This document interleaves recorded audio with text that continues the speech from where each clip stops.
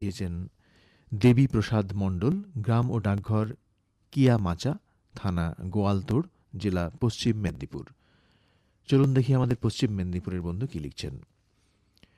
প্রিয় আজ সন্ধ্যায়, নারীর আপন ভাগ্য জয়ের অধিকার সেদিনই মিলবে যেদিন নারী তার অধিকার আদায়ে সচেষ্ট হবে।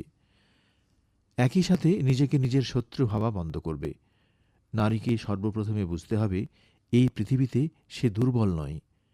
এককভাবে ক্ষমতায় দুর্বল যদি হয়েও থাকে, সম্মিলিত শক্তিতে তারাও কিন্তু অপরাজেয় হয়ে উঠতে পারে।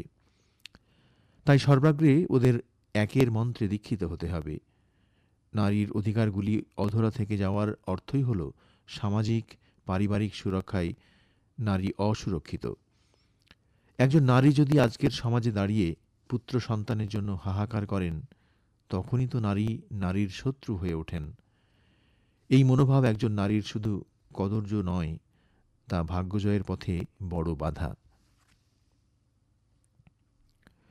কন্যাভ্রূণ নির্ণয়ে নারী যদি প্রতিবাদী না হয়ে উঠতে পারে, কিভাবে মিলবে ভাগ্যের জয়?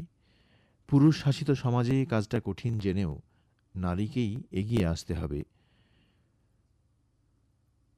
কোনো সমাজ নারীকে ছাড়া চলতে পারে না।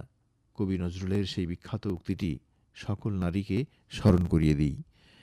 বিশ্বের যা কিছু মহান সৃষ্টি চিরকল্যাণকর, অর্ধেক তার করিয়াছে নারী, অর্ধেক তার নর। এ বলেই শেষ করেছেন দেবী প্রসাদ মণ্ডল, গ্রাম ও ডাকঘর কিয়ামাচা, থানা গোয়ালতোড়, জেলা পশ্চিম মেদিনীপুর। ধন্যবাদ বন্ধু।